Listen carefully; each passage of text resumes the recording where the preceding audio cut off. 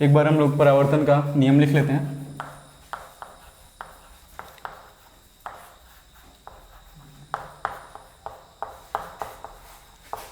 ठीक है, पहला है हमारे पास आपतित किरण,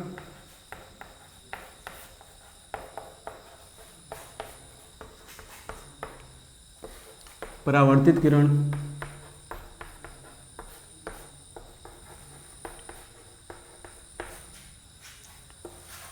और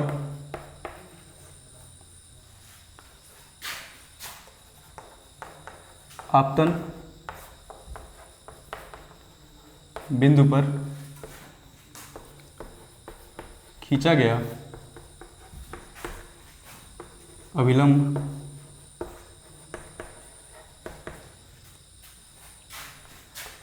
तीनों एक ही तल में होते हैं। ठीक है, दूसरा हमारा नियम है, दूसरा लिख लेते हैं, बढ़िया है ये भी। दूसरा है कि आपतन कोण, जो अभी हम लोग बात किए थे, आपतन कोण और परावर्तन कोण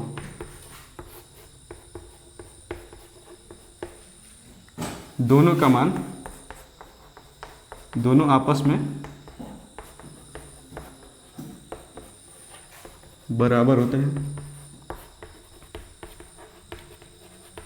ठीक है, कह सकते हैं हमारा जो आई होगा वो आर के बराबर हो। ठीक है, एक और चीज़ इसमें लिख लेते हैं, ये तो दो ही नियम लिखे हैं हमें, एक एक्स्ट्रा में हम स्टार बना के लिख लेते हैं कि क्योंकि प्रकाश उसी माध्यम में वापस लौट जाता है, अतः वस्तु का वेग अतः प्रकाश का वेग व तरंगदैर्घ्य नहीं बदलता।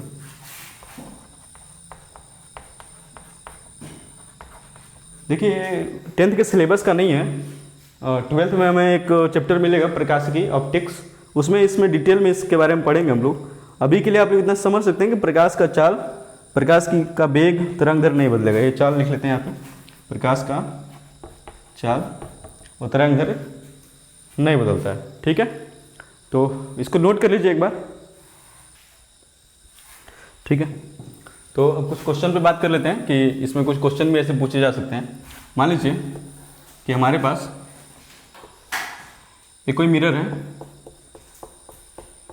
कोई दर्पण है। ठीक है, इस पे इसके किसी पॉइंट पे कोई किरण आके पड़ रही है और ये परावर्तित होकर ऐसे जा रही है। ठीक है, हम क्या कर ले रहे हैं कि यहाँ पे एक अभिलंब ड्रॉ कर ले रहे हैं।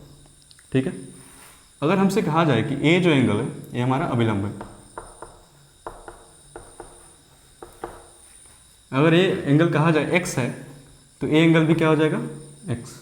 ठीक है, अगर हमसे कहा जाए कि ए एंगल 30 डिग्री है तो ए कितना हो जाएगा, ए भी 30 डिग्री हो जाएगा। मतलब जितना एंगल इसका दिया रहेगा उतना ही एंगल ये हो जाएगा। ठीक है, पहले तरह का क्वेश्चन इस तरह से, ये तो एकदम इजी था। दूसरा क्वेश्चन ऐसे पूछा जा सकता है, ऐसे। ठीक है, मान लीजिए हमसे कहा जाए कि ए एंगल हमारे पास है 60 डिग्री का। ठीक है, और हमसे पूछ देते कि ए एंगल x है और x का वैल्यू क्या होगा। ठीक है, तो हम क्या करेंगे, इसको ड्रॉ कर लेंगे। अच्छा, ये मैथ की बात हो रही है, थोड़ा सा मैथ लगेगा इसमें। यहाँ से हम एक अभिलंब खींच लेते हैं। ठीक है, अगर ये 60 है तो हमें पता है कि पूरा एंगल कितने का होता है, 90 डिग्री का। तो अगर ये 60 है तो ये एंगल कितना हो जाएगा हमारा, 30 डिग्री का। ठीक है, ये एंगल हमारा 30 डिग्री का हो गया। अगर ये 30 का, ये हमारा क्या है, आई है, तो जितना आई होता है उतना ही हमारा आर होता है। अगर ये 30 डिग्री का होता है, ये कितना हो जाएगा, ये भी 30 डिग्री का। और जब ये 30 हो गया और ये टोटल एंगल कितने का होगा, 90 डिग्री का, तो ये 30 हो गया तो एक्स कितना हो जाएगा हमारा, ये 30 है तो ये कितना बचा, ये हमारा बच गया 60 डिग्री का, तभी तो 90 डिग्री होगा। ठीक है, एक बार और इसको समझ लीजिए। अगर हम बात करें यहाँ पे क्वेश्चन की, ठीक है, हमसे क्वेश्चन में बोला है कि ए जो एंगल है वो 60 डिग्री का है। ठीक है, इधर वाला एंगल 60 डिग्री का, हमसे पूछा कि ए वाला एंगल कितना होगा। जो दर्पण से वो हमसे कहा जाए कि आपतित किरण दर्पण से 60 डिग्री का कोण बना रही है इधर से ऐसे, तो परावर्तित किरण कितना एंगल बनाएगी, ये 60 ही बनाएगी। लेकिन कैसे, देखिए अगर हम बात करें इसका, तो यहाँ से एक अवलंब ड्रॉ करते हैं। ए टोटल एंगल हो जाएगा हमारा 90, ए हमारा आई है और ये हमारा आई और आर आपस में क्या होता है, बराबर। हमें पता है कि 60 और आई मिलके क्या बना रहे हैं हमारा 90 डिग्री, तो यहाँ से हो जाएगा हमारा 90 डिग्री। यहाँ से आई बराबर क्या हो जाएगा 90 माइनस 60, यानी कि हो जाएगा 30 डिग्री। ठीक है, आई का मान 30 हो गया। जब आई का मान 30 डिग्री हो गया तो आई और आर आपस में बराबर है, तो आर का मान भी क्या हो जाएगा 30 डिग्री।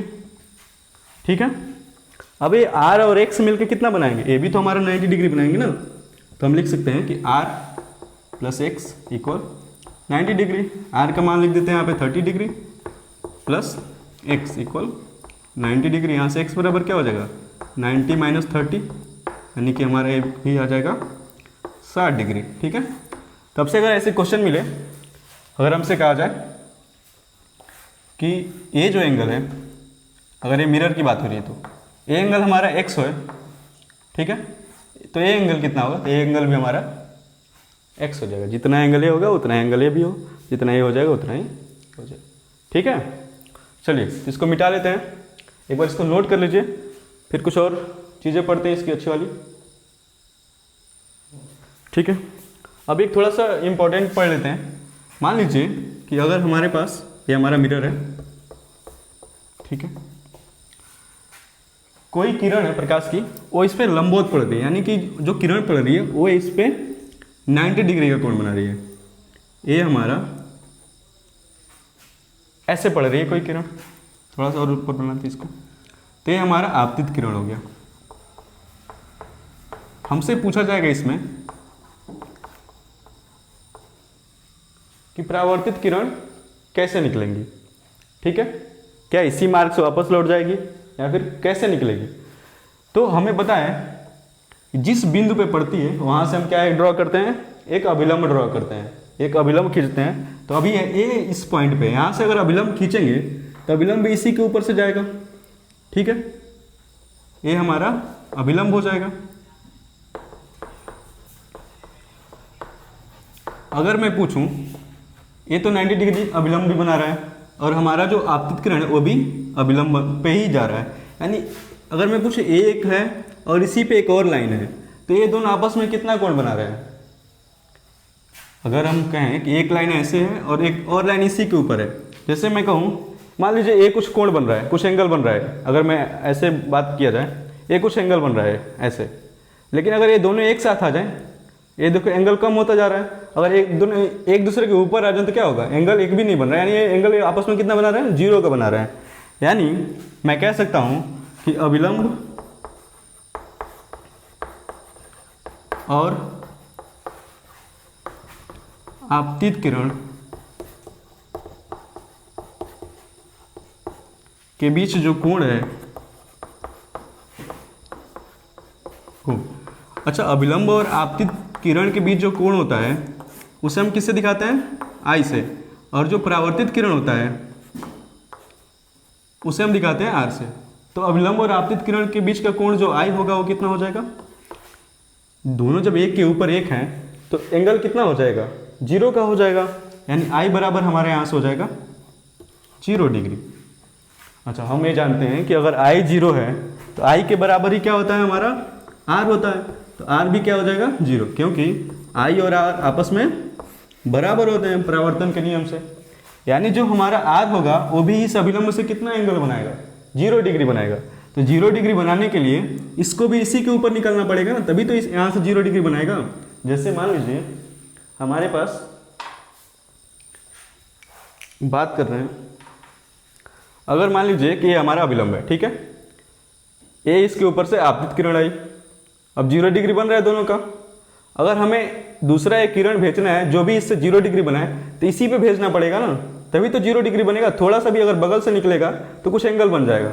0 बनाने के लिए इसी के ऊपर से हमें भेजना पड़ेगा। तो यानी कि हमारा जो परावर्तित किरण होगा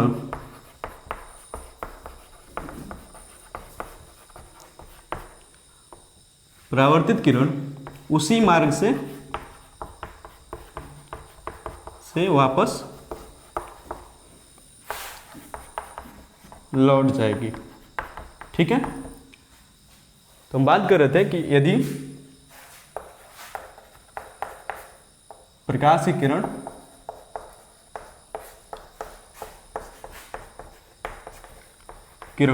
लंबवत का मतलब 90 डिग्री पे सतह पर पड़े तो, इसकी बात हो रही थी। ठीक है, यदि प्रकाश किरण लंबवत सतह पे पड़ेगी तो अभिलंब से वो कितने एंगल बनाएगी? 0 डिग्री। आपतित किरण अभिलंब के साथ 0 डिग्री बनाएगी, यानी आई हमारा हो जाएगा 0, यानी आर भी हमारा, आई और आर आपस में बराबर, तो आर भी कितना हो जाएगा? 0। और आर 0 का मतलब हुआ कि अभिलंब को भी अभिलंब के ऊपर से ही चिपकते हुए निकल जाएगी। ठीक है, तो यानी कि जो भी प्रकाश की किरण लंबवत पड़ती हो उसी मार्ग से वापस लौट जाती है। ठीक है, चलिए इसको नोट कर लीजिए और अगली वीडियो में हम लोग पढ़ेंगे समतल दर्पण के बारे में। ठीक है, थैंक यू।